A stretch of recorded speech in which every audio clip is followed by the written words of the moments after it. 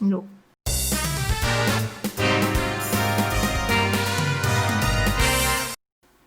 Now, this is an interesting book. In this video, I'm going to be reviewing Docile by K.M. Szpara. This book is intense. Just reading the blurb of this book gives you practically no details for what you're in for. So if you're thinking about reading this book, you should probably watch at least the first half of this video, because if you need trigger warnings and you're the kind of person who struggles to deal with intense situations, then this book is not for you. If you can deal with it, then great, dive in. But maybe just watch a little bit of this video first to make sure that you're cool with it. This book is intense. It's fucked up. It's disgusting. It's loving. It's weird. It's really fucked up. Did I say that one? It needs all the trigger warnings. Rape, sexual abuse, mental abuse, abusive relationships, slavery, abandonment, self-harm. I think that's them all. Graphic sex.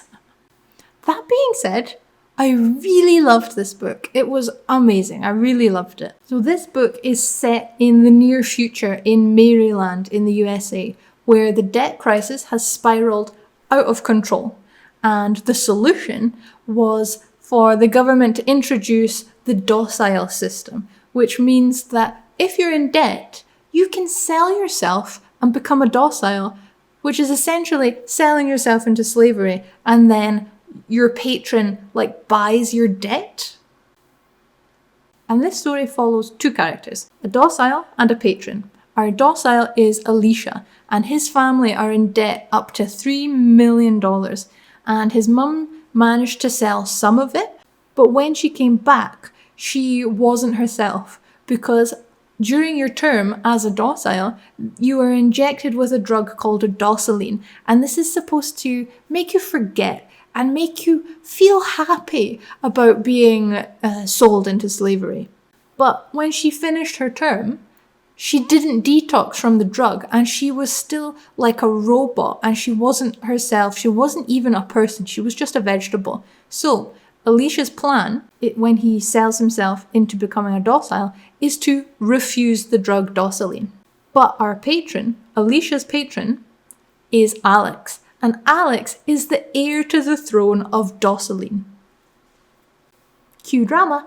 So at the beginning of the book, Alex goes about training Alicia to become the perfect docile, but without the drug. By page 10, I was pretty horrified. By page 50, I was ready to abandon the whole human race. And if you want to have a look at my live reactions, you can check out my Fuckathon reading vlog where I read this book, and I was trying to process the whole situation, where I was just, But what I really couldn't deal with at the beginning of this book was the coldness of the characters towards the docile system. I mean, these people are selling themselves into slavery, and there's not even a hint of sympathy. Nothing. None. The guy is just like, oh yeah, you're here, you need to fill out these forms. And I'm like, you know this guy's about to sell himself into slavery, right? And I know they invented the drug Docile so that you're like, okay, cool, I'm a slave, yay, everything's happy. But it's like, you go to sleep when you're 20, and then you wake up when you're 50. That's worse than prison. This book essentially has two parts. It doesn't actually have two parts, but there's a turning point in the story. The first part is where all the sex happens. There's a lot of sex. And it's good sex too. It's not awkward. There are no weird metaphors. There are no weird descriptions. There's no it's just simple, non-judgmental, good fun erotica. And this is also the section that depicts depicts well how it's possible for a vulnerable person to have their entire life and their entire agency just destroyed by somebody who's in a position of power, and how their personality is gone, their ability to control themselves is just wiped out. And this is all while the abuser is convinced that they're doing nothing wrong.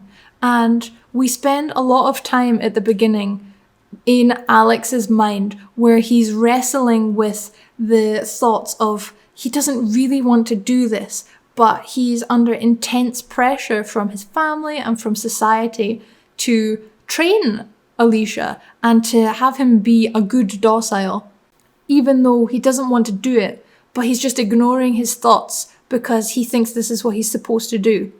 So we don't actually spend a lot of time with Alicia at the beginning, so we don't really understand who he is as a person.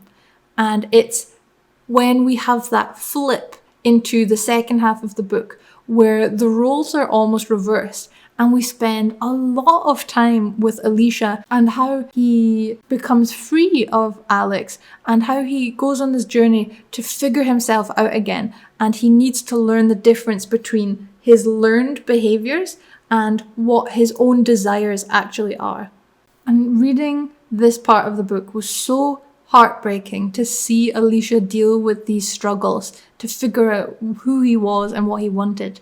But I really loved the moments where he made tiny steps of progress, where he locked a door, or he was able to choose his own clothes, and he chose them because he liked them and for no other reason. And what was really interesting on the author's part was that Alicia told the characters who were helping him to stop when they were hindering him. He was able to see when they weren't helping, and he was able to tell them to stop. And that was really... And parallel to Alicia's journey was Alex's journey, where he was trying to unlearn all of the societal things that he had learned throughout his life. And he was almost in the same position as Alicia was in the beginning, where he had his agency taken away and he had to contact some external person if he wanted to spend money or if he wanted to go somewhere. And he was being threatened with being locked up for his whole life. And this whole flip around of his life made him reevaluate everything that he'd learned about himself, about his own ego, about his place in society. So that was really interesting to read this switch in his character and how it reflected with Alicia's character at the beginning. But what really made this book special for me was the way that both Alicia and Alex came out of their terrible situations on the other side, and they lived through their bad experiences and they were able to develop themselves almost as new people and progress with their lives towards the end. And another part of the second half of this book that I really loved was it was really full of inclusive language about consent, about desire, about boundaries, about just what clothes people are allowed to wear if they're this gender or if they're this, and then they can do whatever they want. That was really nice to read after the really strict, rigid beginning of everything is controlled and you do what I say. And then the second half was so lovely to read.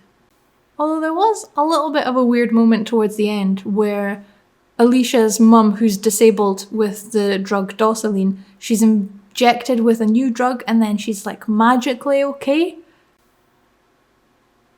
It's a bit weird. But it did say, there was one line where it said that she would need more doses of the drug because it wasn't permanent. But it still felt like you're disabled, yay, you're fixed. But regardless, this book was amazing. I loved it so much, and I really recommend you read it if you can handle it. I hope you'll join me in my next video where I will be discussing the world building that Szpara uses in his book, Docile. But until that time, I will see you in the comments.